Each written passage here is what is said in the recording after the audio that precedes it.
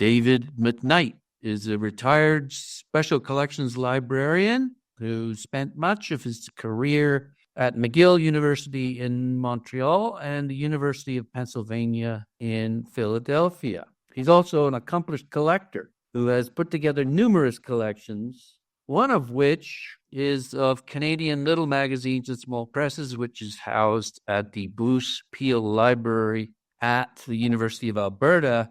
Today we're here, though, to talk about collecting the Beatles. Welcome, David, again to the Bibliophile. Thank you very much, Nigel.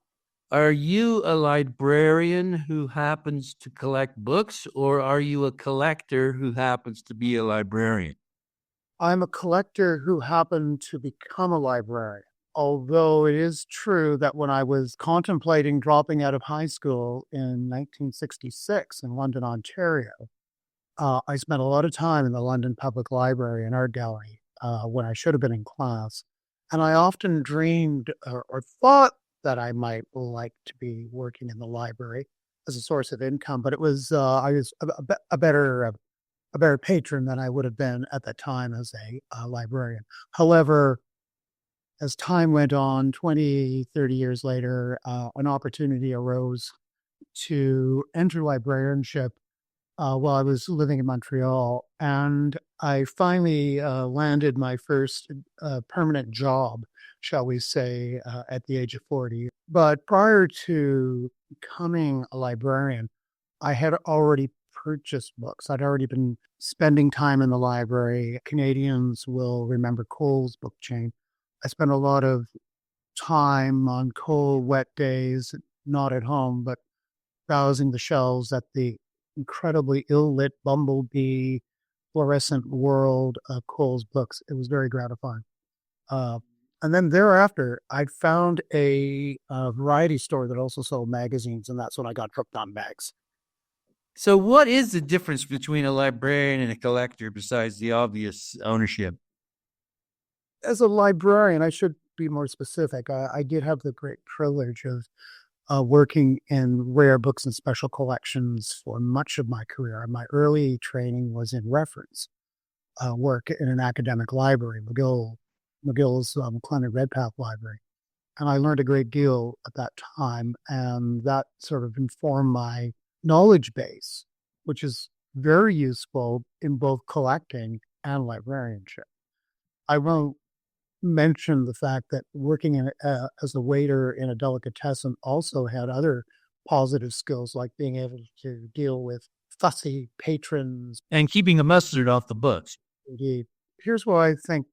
Having known numerous librarians and archivists and so on, I would say, generally speaking, there isn't a love for the book. Even in the rare book area, many of my colleagues don't collect. They collect institutional. And I did that as well. The challenge, of course, is balancing institutional collecting and personal collecting when they might overlap. I happen to work in that situation, certainly when I was at McGill, where I was acquiring for the university the libraries of Louis Dudek and other eminent Canadian modernist poets. But I was also fascinated by the production of Canadian poetry, and I was collecting little magazines and so on and so forth. So on the one hand, through my personal collecting, I'm developing knowledge, which I can transfer to my position as a professional in terms of evaluating collections and determining whether or not they have research value. And that bounces back in terms of my own collecting. In the first decade or so of my collecting, it was a little more eclectic than it is now. I was a graduate student, and like many graduate students in the 70s, I wanted to own the book that I was studying and the related materials. And that's how a portion of the books I own today emerged. Why do you want to own them? Well, this is the mystery question, because although I enjoyed spending time in the library, I wanted to possess the book so that I could, shall we say, give it my own touch with a pencil, perhaps making a note in an academic text. However, I became conscious of the fact that, of course, there are, this sounds idiotic, but on the one hand, there is the utility of the book within the pedagogic academic environment. And that's what I felt most comfortable with. It's not in a snutty sense. I just happen to spend a lot of time and I derive comfort from the ownership of a book. There's something about that moment, that psychological moment, that physical moment of touch, acquisition, and ownership, which I find fascinating. So one can, on one level, transfer that concept into the public good as a rare book librarian negotiating collections with potential donors in particular, or working with booksellers in terms of acquisition of a single volume or an archive. To me, they've just bounced off one another. I live in a Borgian kind of universe in which I'm always thinking about, and I'm always existing in an environment where the spines of books are staring at me. And I enjoy that comfort. And in the library, there's a comfort there as well. And it's not in the case of the library, the comfy seats. It's the vast. I remember going up to Toronto. I go to Toronto. I go to the 14th floor of the Robarts Library just for the thrill. Mm-hmm. So the book itself has always been my first memory, Nigel, in fact, of a book is down a hallway, and it's a gilt spine, and it was the works of Yeats. I was about 12 years old. I saw that, and it just struck a chord of incredible beauty. I pursued that ever since. Mm-hmm. And you want to be near it, have it there in your life. Now, with my beloved spouse of 51 years, we've had many debates. My wife is an academic, and she has a polar opposite view of the book, which is a book is utilitarian for pedagogical purposes, and you read it and then you dispose of it or you give it away. I live in a opposite world where possession is 9/10 of my law. Yeah. There's hoarding, we can get into finessing this. I think I do have the boundaries of a collector. So rather than being a hoarder, and I do know hoarders, I'm a collector. And I define that by the fact that I have prescribed areas and materials that I buy. I'm just not simply filling bags with random materials. It's always with purpose. Yeah. Are the goals the same then of a librarian and a collector? Like, do you want your personal collection to have research value because you want to eventually sell it? Sales is another matter that we might discuss because, of course, I acknowledge there is value in collecting, and I have collected books of value in a number of different areas. My primary collecting area was for many years literature. My ambition as a wastrel youth was to be a poet. And I struggled with that concept for about 9 years. It's rather devastating in many respects. I think I learned to drink more at that time than I ever learned if I learned any lessons about writing, I learned to drink. That's what I say about university. And I was at that time still charged, infused with the spirit of the counterculture.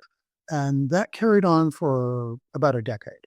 I won't go into all the nitty gritty, but the paradigm shift was that I went to university. I entered a liberal arts program at Waterloo called Integrated Study. And there I met a character by the name of McLean Jameson. He was a tutor in the program I was a student in. He invited me to his house. I went trepidatiously as a student. And I went into his house, and every frigging wall was covered with books. And that triggered something within me, Nigel. I don't know what it is. I had to replicate it because it was fantastic. It was an imaginary world. At that time, books were still relatively inexpensive. I was a student, so I wasn't drawn into the antiquarian world yet. I was reading about it and learning about it, but I wasn't actually fondling. At the time, it would be unusual for an undergraduate anyway to be able to fondle a first volume of Shakespeare. It was forbode need a letter from a professor and 6 supervisors with the time. Those have become elasticized. Those principles have been in fact, abandoned. And that's when I made my first visit to Blackwell's in Oxford. But so, David, you wanted to be, you wanted to be surrounded by books physically. This was a key component of it. Right, and I was able to then that perhaps has been described to be very selfish approach to acquiring books. As I matured, so to speak, I left the integrated studies program. I moved to Toronto, and I got a job through a connection at Classics Books, the remainder store on Bloor Street, 501 Bloor Colonnade. And I spent several happy years there. In fact, I achieved a managerial position in one of the classic stores in the business down on Bay Street. And then I had an itching for something. I had met students at U of T. I had other contemporaries who were doing significant things, and working in a bookstore was not all that great. But then I just started to become curious about secondhand books and Canadian lit, and I'd already been collecting Canadian lit, in fact, and particularly I was always attracted to the aesthetic of the book. And what triggered me in the early 70s was the discovery of the Coach House Press. I knew about the Coach House Press in the late 60s and 70s. I used to hang out at Rochdale College. Coach House Press was ever present. In terms of my own history, I began to collect the books because the LSD Leacock, the Joe, is fantastic. It was a beautifully printed book, and I became attracted to the whole aesthetic. Now, I attribute that to, and I do now, and it's not revisionist. This is where the Beatles play a role. Because in 1966, I still vividly remember somebody turning me on. I was 13 or 14 years old. And I ran into somebody I knew, and he turned me on. And I went home, and I had just acquired Revolve, the Beatles' seminal 1966 album. Shortly after that appeared, I started to think, album art is really cool. Maybe I can do drawings like Klaus Vormann, the line drawings and, incredible stuff at the time. And that really awakened my aesthetic sense.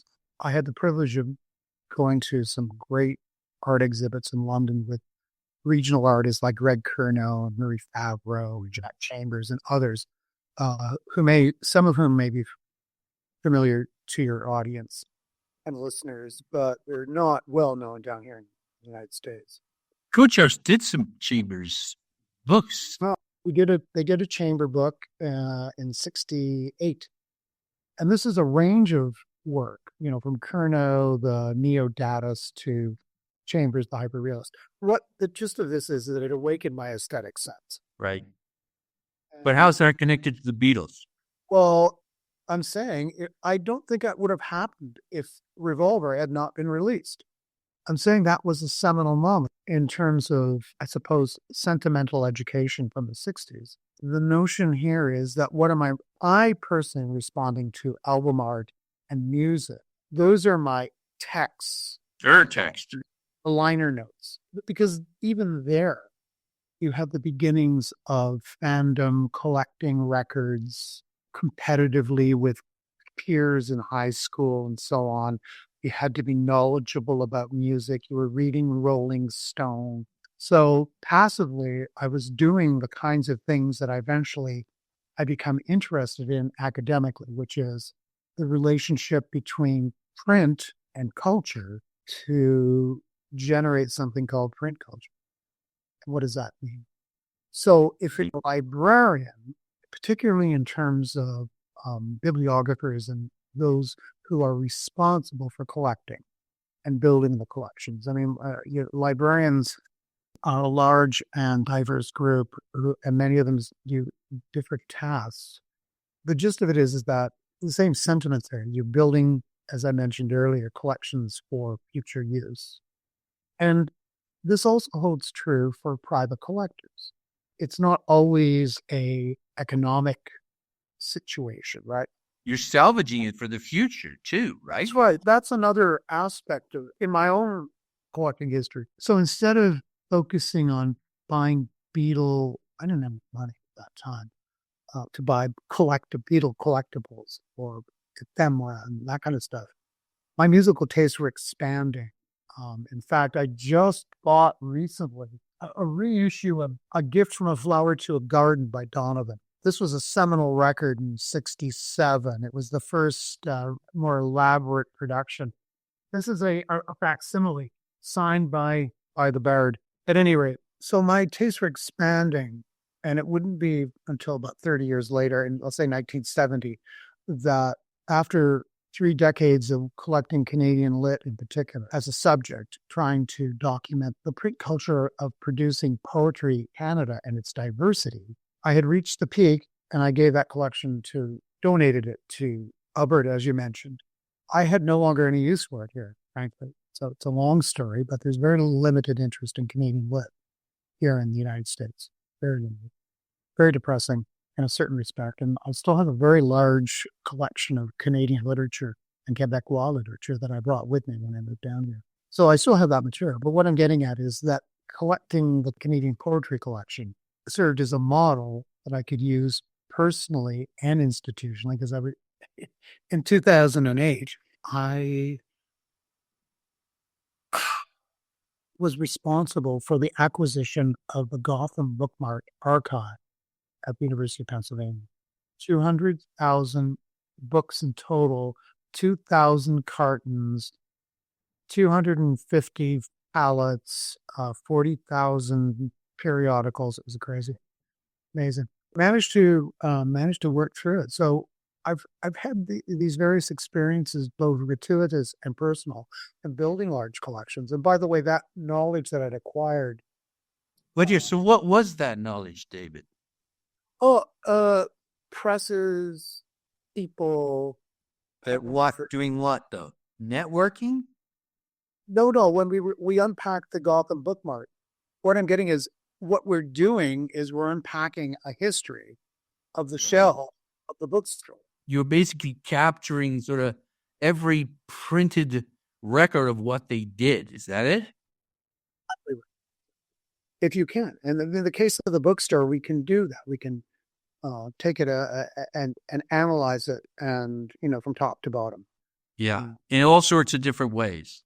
From the front window, the display window, to the ledgers, so to speak. So it really does. It gives you a multi-dimensional picture of this important cultural organization. So with my skills, presuming my skills, I'm able to apply that set of skills to both environments, curating and overseeing the cataloging and processing of the Gotham Bookmark. That was a 10-year project. It culminated catalog and a symposium and lots of hurrahs. I'm very happy about that it was a success. And it actually led to the acquisition of another really significant archive that complements what I acquired in 2008. What was that, David? The unpublished biography of Frances Stelloff. It would have appeared just after her 100th birthday. However, the manuscript was deep-sixed by the Frances Stelloff estate. The author, however, and happily, had spent 8 years interviewing her, audio transcription of interviews. One of the mysteries was decades worth of diaries that had disappeared, which she had copied. We also discovered that after Frances Stelloff's husband committed suicide in 1933, she was having a flaming affair with a Parisian pornographer publisher. Which press was that? Désert Press. Désert. I'll send you the note. What you're doing is you're kind of getting the public face of the bookstore, and now you've got the internal private life of the owner. 5 years ago, I might have, if we were talking, I might have said, well, I'm thinking of writing a biography or co-authoring a biography, working with the creator of this archive and the unpublished biographer. But I've had to let that go there's just too much else to do and so little time, as they say. One of the lessons I've learned is that I must, I was rather slapdash in the day, but I've learned to become much more methodical in my curation and management of the Beatles collection, because in many respects it does have, and this goes back to something we were talking about earlier, it does have monetary value, but there are portions of the collection that are also archival in nature. And another instinct within me is saying, okay, I've got all these fancy books that have value and might be auctioned off. Right. Other research materials that I'm thinking of donating to the University of Liverpool. I have a very large archive of Liverpool related materials. And that plays another role, frankly, in my psyche in terms of collecting the Beatles. In 1971, in the summer of 71, I had a altercation with my parents and my father in particular, and I bid them adieu. I said, I'll see you later. No, I had done that for several previous years. Over the previous years, I traveled over most of North America by hitchhiking, and I'd take off in the summer and come back in the fall. And my mother would have a tear in her eye, and my father would say, well, where the hell is he? At any rate, in 71, after this altercation, I said, to hell with this. I worked for the summer, saved a few bucks, and I got a $99 Freddie Laker flight to Gatwick. You got the good cutlery and the good plates, right? I got my fish. Ah, right. That time, from the moment you got on a plane, you got a drink. Yeah. And boy, I arrived in Gatwick about 6 a.m, and I was very hungover. But the moments were that I didn't have a lot of money. I had English roots. I had an auntie here and an auntie there. I did feel like a britophile, and I had identified with the pop counterculture of London and so on in the 60s, growing up in Canada, right? Right. So I was, as I say, influenced by the Brits. And But David, can I just wind back a little bit? You said you became much more methodical with your Beatles collection. What does that mean? What it means is that although with the Canadiana collection, the Canadian poetry collection, it was organized, I just, as working full time, it was more difficult to do the listing and the detailed cataloging. I had lists and so on and so forth. I knew what I had, but I was able to get into the nitty gritty of cataloging. I think that's probably what I would say is cataloging the material so that I had a better sense of what would later be cataloged and have value. I had descriptions and so on, and I think I'm a little neater, and I've had a little more shelf space and so on and so forth. So in certain respects, I've just refined what I was doing before by being more methodical. But more methodical too in what? Indicating why, for example, you purchased this, or how it's connected to other things, or what? Yes, it's really in the terms of building the Canadian Poetry Collection. That was mostly done through bookstores. I did acquire a major archive, but that was through a gift, my professor's literary remains. I had to sort through all that stuff, of course. It's a matter of sorting and what we call backlog in the library biz. Here, I've been acquiring many more archives and more expensive books. So that requires documentation. I have been acquiring materials at auction, which I've never bought one Canadiana piece, although I had some incredible luck through William Reese here in the US and private sales. Here, the Beatle collection has evolved into what I'm describing as a fan archive. You're collecting fans' collections. Is that part? Yes. I've been doing that. That requires documentation of provenance and things like that.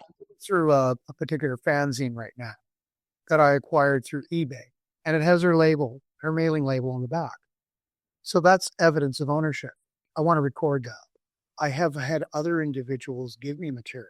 So I want to acknowledge that in particular. you're purchasing these great books that have been published sort of officially, but Yeah. you also wanting to get all sorts of people's reactions and their connection to the Beatles as well. You're getting sort of official stuff, but you're also getting the way that people responded to the Beatles and how they did that. Yes? Indeed. There are a couple of terms that jingle around in my head. One, I don't want to be pedantic here, but in 1986, I was searching for a way to view the world of print in a new and different way from just a bibliographic description and a cover, pages in between, and maybe a dust wrapper. At that time, there was a big debate in the bibliographical world between the North American model and the European model. The European model wins out. It's inspired by the notion that a text has a place to play within society, right? So our identity is created through social interactions with others. Print plays a similar role in terms of its place in our cultural social milieu. And I've worked with cuneiform tablets from Sumeria. I've worked with medieval manuscripts from the 10th century that were produced in monasteries in North France, illuminated manuscripts from the 17th, 16th century, first folio and printed books, and things like Audubon, Birds of America, and these spectacular books, which is one dimension of an elite form of collecting. I don't want to bring politics into this or snobism. But since the 19th century, I'm reading a fantastic book now called Collecting in the Age of Consumerism. And, there were, up until the end of the 19th century, fairly, well-defined areas collecting, and you had to be wealthy. But, with modernization and industrialization, somebody starts printing baseball cards, stamps and tea packets, shit like that, and then Barbie dolls. And it goes on and on and on. This is the world we're living in. Now, the Follow Biblon Club for many years, as I mentioned earlier, is defined by elite collecting. The Grolier is defined by elite collecting, but that isn't to say that the Grolier would not host an exhibition on Barbie dolls, because the notion of Barbie dolls that read something related to the book. But the connection is that it's related to the book, reading, reception, so on and so forth. Right. The reader, yeah. Everything from the writer and to the reader. Right. Now, in the world of poetry, and to some extent into the world of Beatlemania, there are informal forms of communication, newsletters, for example, fanzine. Yeah. Share information within specific geographical communities. Some are national, some are regional. So, it's again this notion of distribution, production. David, given this, given what you've just said, what were the parameters that you set for your collection? What was the purpose of your collection? Between 1970 and 1995, I had lost interest in the Beatles. I really have.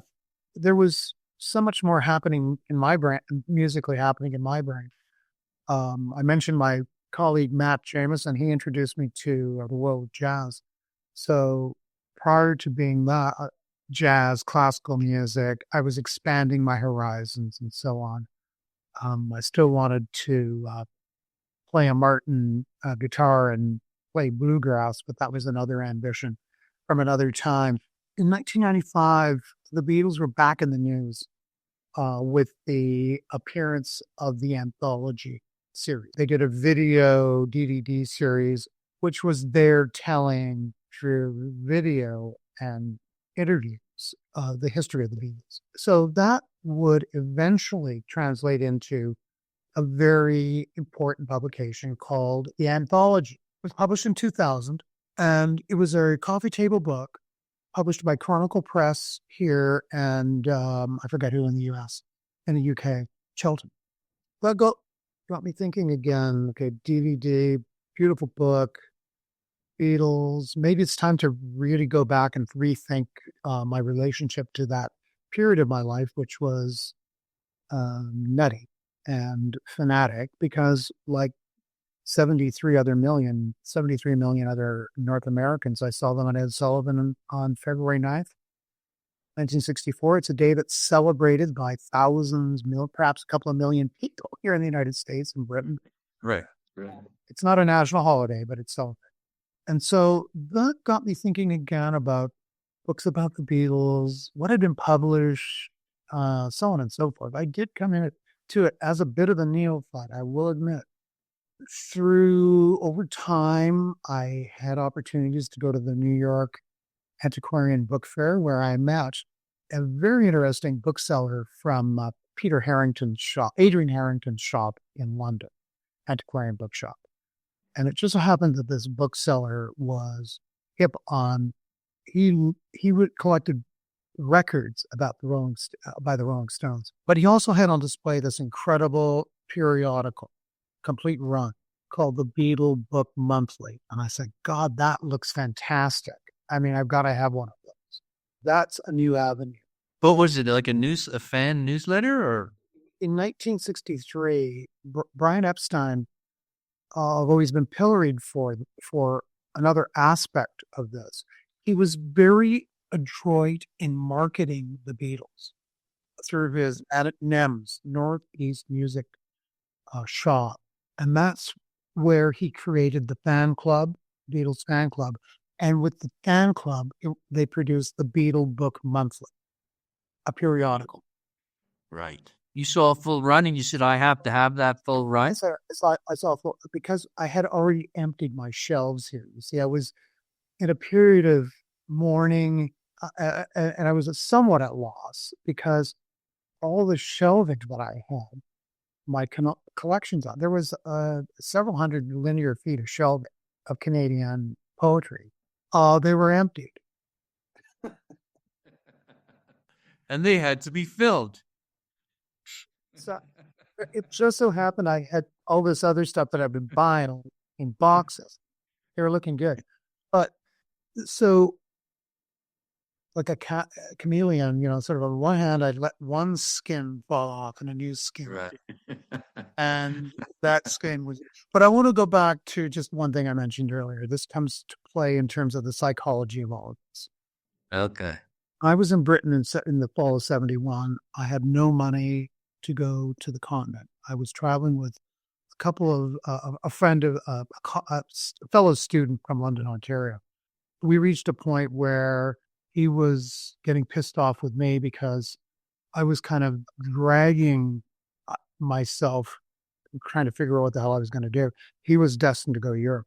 But I said, the first place where I end up and I feel comfortable, I'm going to hang out there. And that's what happened in terms of Liverpool. And I had dropped out of high school at that point, and I figured I could go to Liverpool and be as bohemian there as I was in Canada. And I met a lot of cool people, and it was a formative period for me. So I've always felt a tinge of indebtedness to Liverpool, the city, and some of the people who rescued me there. There was one fellow in particular, and a few other people who I befriended. So initially, through the publication of the anthology, I walked into a second-hand bookshop here in town, and I found a run of Beatle books, and I bought them all up. And it just started to get me animated again about collecting. It was kind of moribund here. So that's 25 years ago when I really started the effort to build what initially was going to be a Beatle book collection. 2014, when we were celebrating the 50th anniversary of the Beatles' appearance on Ed Sullivan, I actually curated an exhibition of my Genesis publication. I had, again, through this bookseller in London, he had on the shelf the Genesis publication of George Harrison's first edition of I Me Mine. This is George Harrison's memoir, and all his lyrics published in a deluxe gilt edition, leather, Nice. quarter bound, and it's signed by George. So this bookseller with Adrian Harrington, he facilitated your Well, addiction. he introduced me to Genesis Publications, Right. a high-end rocket publisher of rock and roll. That wasn't what they started. Brian Roylance was the publisher. The publisher is based in Surrey. During the 70s, he was a bookbinder, and he was printing and binding high-end, like this, in slipcases, editions of the facsimiles of the journals of Bly and Joseph Banks and other southern continent explorers. Roylance himself was a fascinating guy. But anyway, I found this. So this introduced me to something different, which is high-end books about rock and roll and the Beatles in particular. Right. Since 1976, Genesis has published over 100 books, and 31 are related to the Beatles. What happened, Nigel, is that I bought I Me Mine, got a very nice copy, and I said, okay, I guess I better buy all the ones on the Beatles. Okay. Did you tell your wife that? My wife understood that something was happening. She noticed the bank account draining? Without going into detail, we live in two separate financial worlds. I see. Okay. This is healthy, I think, in this instance. You might want to have a panel sometime on this subject, but it can be grim. It can be grim. Let's put it at that. This is where, for me, it becomes there's a turn in the road, fork in the road in terms of collecting. Because when I started buying prior to this, I was the most expensive item I'd ever purchased was a complete run of the seminal little magazine published in 1941 to 43 in Montreal called First Statement. I paid $2,000 for it. It was a private sale. And I was so thrilled to acquire that because as I was building that collection, one of the rules was only buy a number one if you can't buy anything else. Yeah. You appreciate this as a lover of periodicals and the history area. That's Steve Lemezov's focus. He's the great American magazine collector. Yeah, he's got the first issue of all sorts of important magazines. But yes. So if you can find one, or you just buy a sample one and hope you fill it. So I'm a completist. How are you a completist with the Beatles? This is the thing that really, got me. It's just such an enormous output. And so where do you start and how do you define what you're going to do? For me, by 2014, I had acquired a very good collection of the Genesis books. Again, here I was working in a rare book. Again, this goes back to this point and counterpoint relationship between being a librarian, curator. I curated a number of exhibitions over my years. That's part of my job. And curating the Beatles exhibit was really thrilling because it was my stuff. The other consideration was that these are beautiful books. They deserve to be displayed because no one knew that these kinds of books were actually being produced. On this topic, which is it doesn't jive automatically, does it? Well, because everyone thinks they look like this. Yes, which is you're holding up a paperback. This book's worth about $20. Right. Help. Within the bubble of the Beatle bibliographic world, a bibliomanic world, you've got the high-end books, mass market, you've got everything in between. And so when I set out, I set again, this is my weakness. I said I'm working with collections institutionally. I'm now going to work on this. So this is where I was able to the Beatles. Right? So I started to build this high-end collection. Whenever a new book about the Beatles appeared, a trade book or a magazine, I would acquire it. So I was already beginning to fuel and feed other aspects of the collection. In other words, you wanted to go again, high end to low end and everything in between. Correct. Again, this is like mind-bogglingly broad. Well, in terms of print culture, there's definitely a change. Taylor Swift has taken over. I routinely make a trip to the Barnes and Noble store in Center City, Philadelphia, once a month. They have Uncut, Mojo, and other English rock and roll magazines. If there's a Beatles cover, I buy it to add to my periodical collection. What I've noticed recently is that whereas in terms of music, the Beatles, popular rock and roll, the Beatles were predominant. Now Taylor Swift is taking it. Other bands are, and their histories are appearing. And then periodically there would be a Beatles feature. So there's shifts in the culture going on now. Part of it is generation. Remember, the boomers, let's say anyone post 45, many of them are dropping off. I've been to several Beatle fests recently, one in Chicago and one in New York. And the MO is 75 with a cane, and they're wearing a Beatles t-shirt, right? And they're singing along with "She Loves You." I mean, it's weird. So at a certain point, I discovered auctions in England. There's a aggregator called Live Auction in Britain. Okay. And of course, there's eBay, ABE, Amazon, of course. And then WorldCat has information that I follow up on as well, new books, new publications. That what happened is that I basically expanded the collection to include 4 parts. I do have the recordings. You mean discs, LPs and such? What I mentioned, I have fans archives. I have the fan archive of a gentleman who lived in England, Liverpool. His name is Timothy Bowden. And when I was unpacking, I acquired this at auction. I was trying to be clever because a lot of collectors are looking for posters and this kind of shit.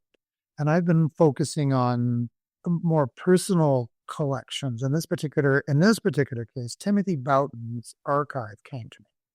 It said the description was large personal archive, includes records, scrapbooks, and other materials. Right. So for him, I got a complete set of the British LPs, including the first Please Please Me. That's worth a few bucks. He also produced over the course of his life 29 volumes of scrapbooks. He put together, I have correspondence from his brother with clippings in it. If the brother would send the brother clippings. I have his early music books and notations and so on. Where'd you get this one from? There is an auction house in Liverpool called Omega Auctions, and they have a biannual Beatles auction. It's the best. Nice. What I'm doing is hopefully buying low. Well, you don't know what's in there. That's the wonderful thing. You open it up and, whoa, wait a minute. I didn't know this was in here. Right. So this is how I've, for example, ended up with, I mentioned the Beatle Book Monthly. A complete run consists of 77 issues of the first printing. 68. I have 3 sets of those. How did I acquire those? From these boxes that says periodicals, newspapers. So why don't we just take a moment and I'll give you an idea what I'm doing. Scope of this thing. Printed materials. Sorry, David, this is what you got there is the title page of your catalog that you're putting together? Table of contents of my catalog. When I talked about methodology before, in this particular case, because of, I dare say it, the value of it, I'm going to get one of the local book dealers over here to do an evaluation for me. So so that I could be prepared if and when I'm thinking now of perhaps selling off the high-end books. I have books signed by all the Beatles. In terms of printed materials, I'll give you a quick rundown.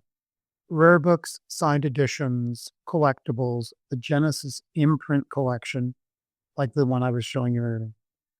I collect books in series, trade editions, and facsimiles. I do buy, again, a completist. I might buy an English and a British edition because there might be something different in it. That's a magazine? children's books. I have a large children's book collection, and I have a large foreign language book collection.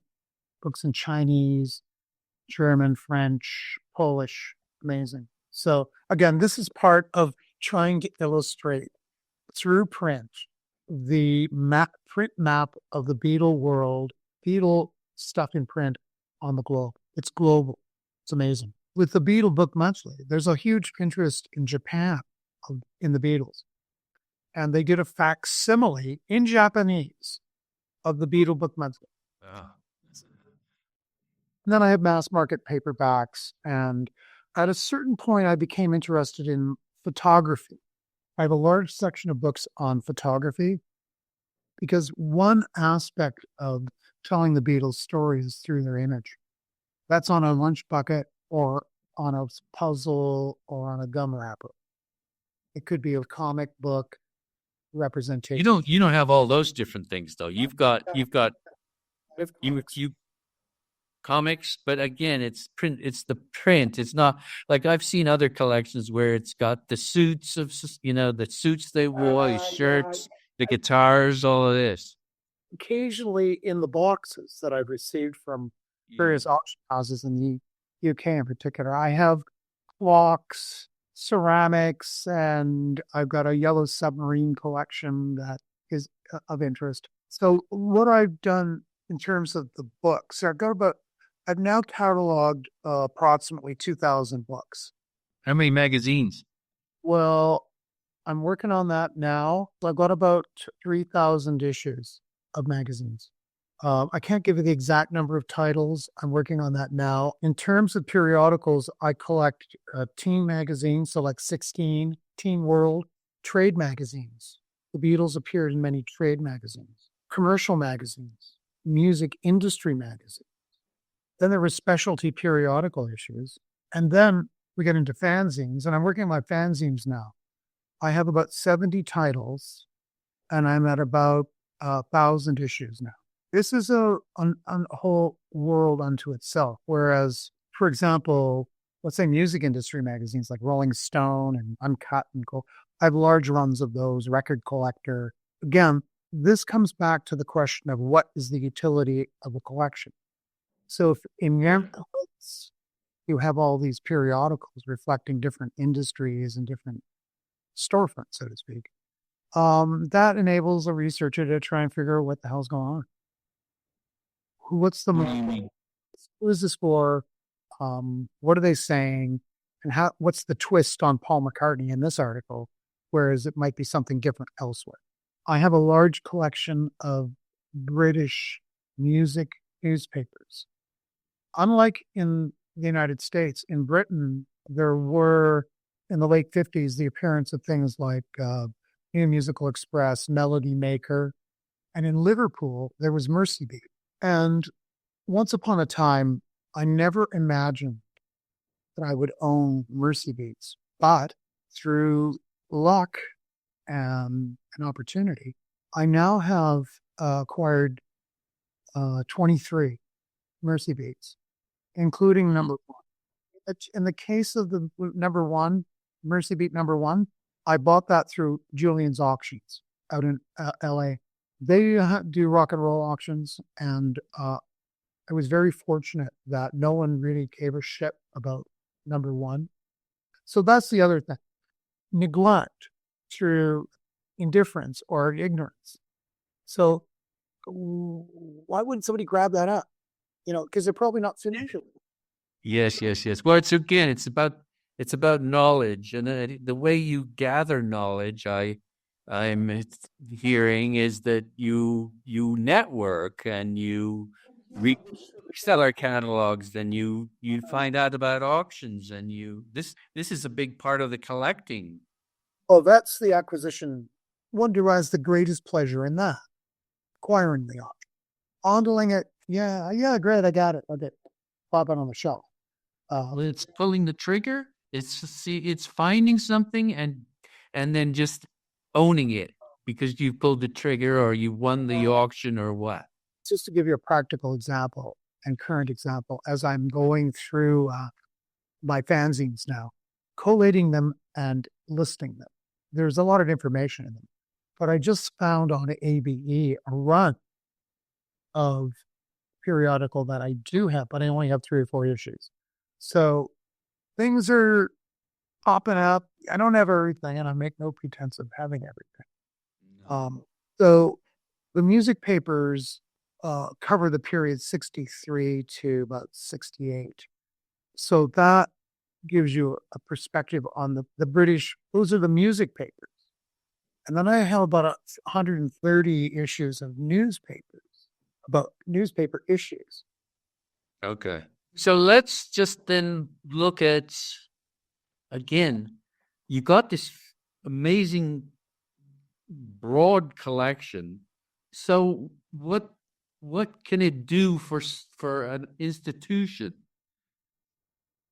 Well, I would argue, and this is again, I'm being modest in this. Based on my search of library catalogs in my bibliographic work, because along with this whole project of acquisition, for the last several years, I was working with the compiler of the Beatles annotated bibliography. This is out in Colorado Springs. We've worked together on this. And part of this project is that I was driven by the bibliographic, right? President of the Bibliographical Society of Canada. I've been involved with production of bibliographies my entire life. This is one aspect of book history and collecting that is essential.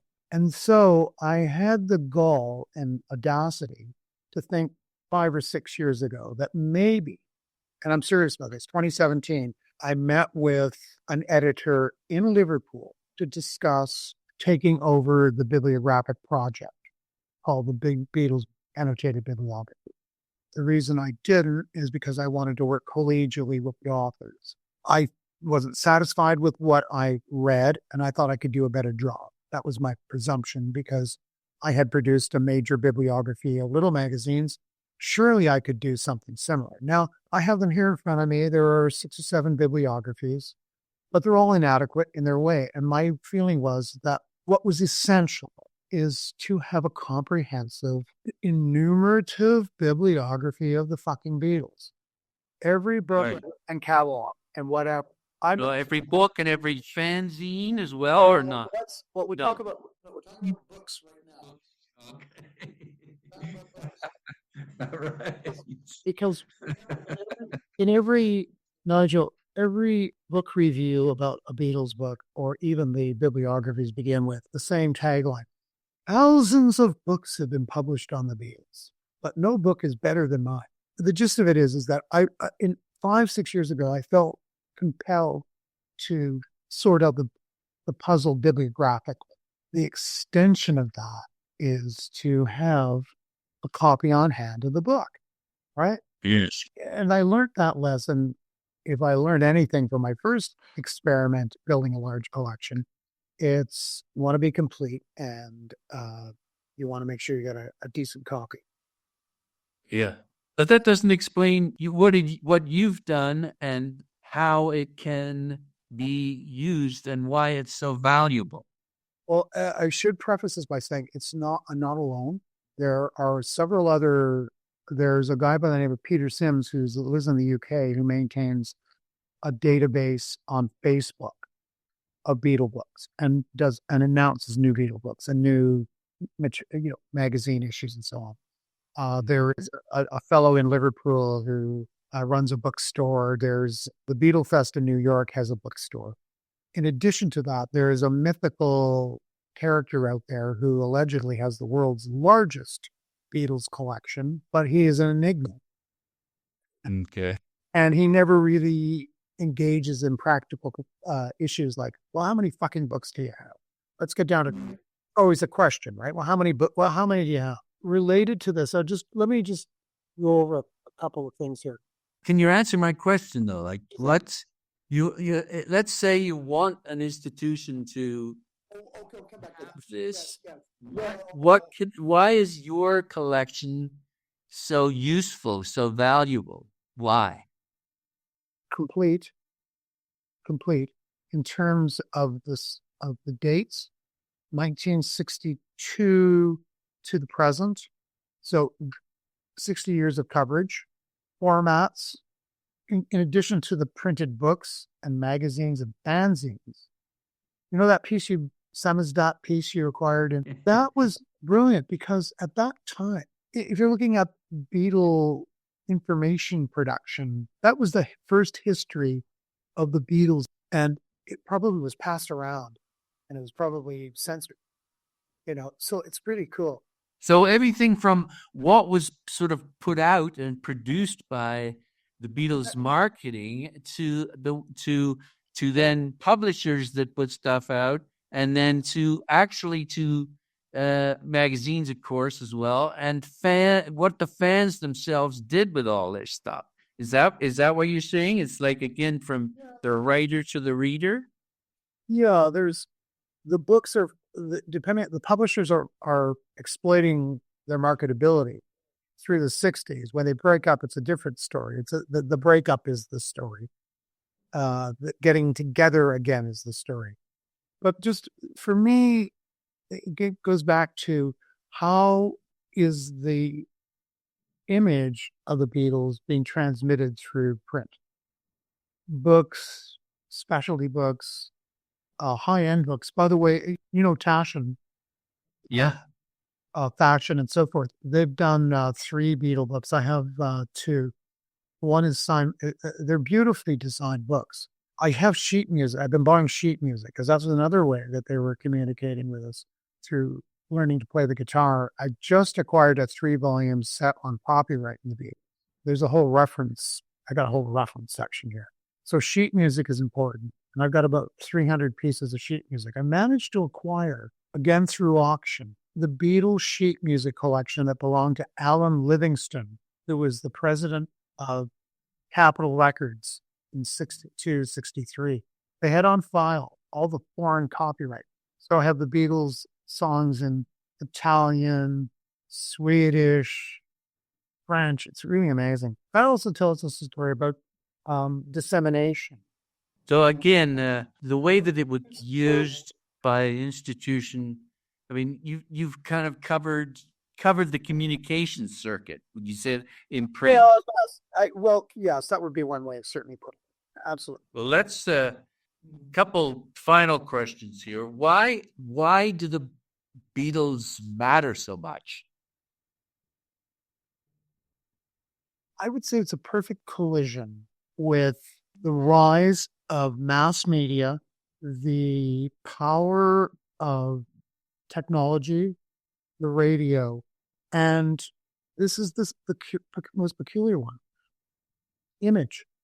The ability of this package of 4 men, young men. I mean, I don't even think, according to the New Testament, that Jesus Christ had that capacity to transform. They had already transformed British culture.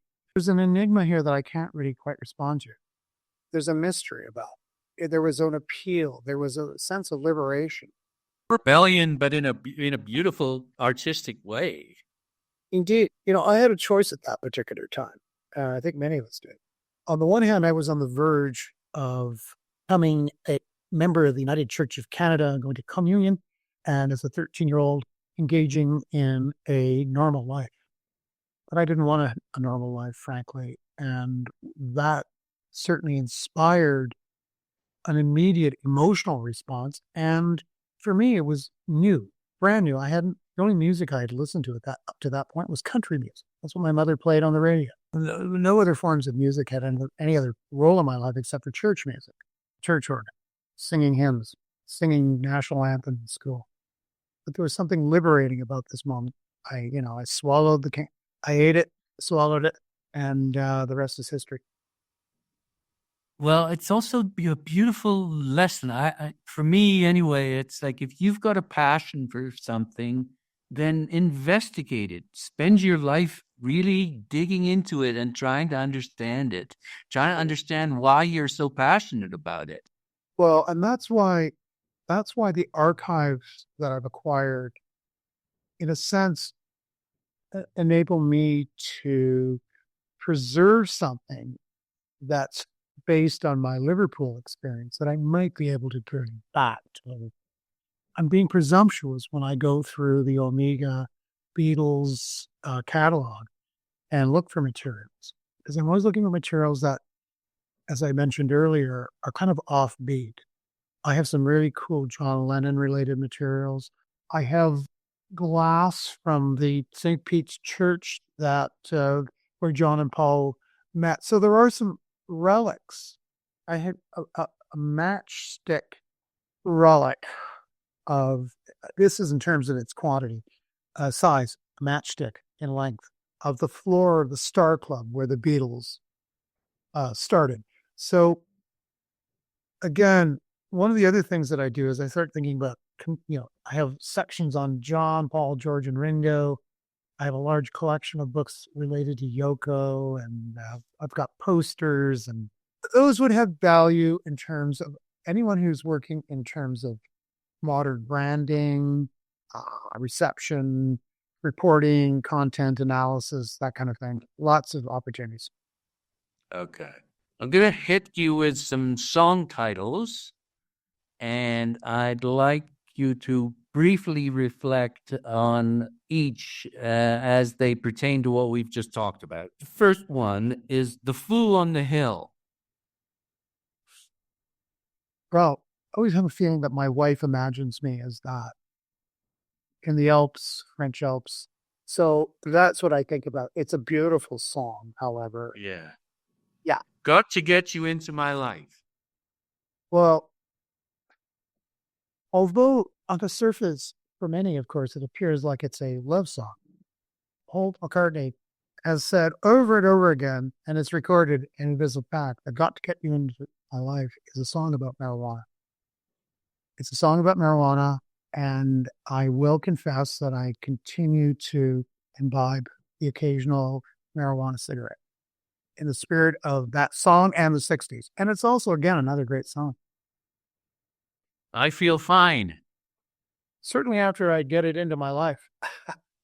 Oh, that's actually one of the earliest songs that comes from the Beatles 65 album. And when I heard that for the first time, we were, like many others, it was fantastic because John Lennon had invented the buzz tone feedback. And it was so exciting to hear it. Although I will say this, I do feel fine when I acquire some great stuff. Yeah. The Long and Winding Road. Well, started on February 9th. It's coming up 63, and it's never ended. I didn't realize it until 66, but and I said this to a friend of mine recently. We were reminiscing. We went to high school together in London, Ontario, and we were part of the same ilk. And we've talked about it a little bit here today. They were liberating, the group was as they evolved, they liberated us even further as they, it sounds trite and it sounds 60-ish and it sounds almost like Cheech and Chong-ish. But they did open up my mind to the aesthetic experience, which was translated into those moments when I was looking at a Greg Curnow painting, right? Because they taught me how to look at stuff as they evolved into the Sgt. Pepper Summer of Love iteration of that. I'm not parked there in any sense, but I do have a fondness for those years. The gist of it is that it has been a long and winding road, and thank God Paul and Ringo are still on that road. Yeah. Still produced. In fact, I just bought Ringo's latest album, and it's a country album. Nice. Going back full circle. The one final title is Tomorrow Never Knows. Well, Nigel, ironically, that was the title of my exhibit. It's the title of my catalog, and it's my mantra every day. Tomorrow never knows. On November 4th, 24, I said, tomorrow we'll tell it. We don't know. Tomorrow never knows. Now we know. That's part of the whole project. But that, again, that particular song is from I Revolve. That was where, for me personally, like thousands of others, millions of others, the message was getting through, the hippie message. Turn on, tune in, drop out. And I adopted that. I don't regret it, but I did adopt that mantra, and I did drop out for about 8 years. And then life, you got to figure out how you're going to make a living and all that stuff. And life rears its ugly head. It has been a long, winding road. And there have been many moments when I never knew what the hell was going to happen to me. But all in all, these 4 ads for Liverpool have remained a constant. And they've resulted in me spending thousands of dollars on documenting their product as manifested in this. And it's also getting more elaborate, more and more elaborate. Also on the part of the surviving Beatles, there is a corporate component now that was always present, but it's become more evident and in a certain sense tarnishes the whole. Yeah. Well, and it's interesting you can capture that and capture what's going on these days too. But this has been fascinating, David. I really, really appreciate you sharing the story of you and the Beatles with me today. Thank you very much, Nigel. You said everything you wanted to say? Oh, just to give you a sense of the archives, I do have an extensive George Harrison family archive. I acquired the correspondence. George's mother, Louise, loved George's fans. I have a collection of correspondence between George's mother and a fan in Chicago. There are 50 letters to tell the story of their relationship. Yeah, that's lovely. I also have one of a Harrison letter, which she forged the signature. So cute. The Louise Harrison correspondence with the family was expensive, but it was worth it. A lot of manuscript material just sort of evaporates in here. In fact, one of the nastiest things that's been going on is there was a notebook that has been torn to bits and pages are being sold of it, which I find offensive. So anyway, I've got to the point where I'm going to do a listing of the periodicals. And I have vintage ephemera, kind of stuff that we'd find at the paper fair. About 10 boxes of that, and that covers 63 to the present too. One of the cool things I have is I do have a database that enables me to scan covers and add them to the database. So I'm going to do that with the vintage ephemera. I've got duplicates. This is the other problem. And I have a whole photographic archive as well of materials that I've gathered over the years. So there's we could talk about photographs. Yeah. It's lots to talk about. But anyway, yeah, glad we did this. If you think there's value in it, go for it. I really enjoyed talking to you. Always a pleasure to talk to you, David.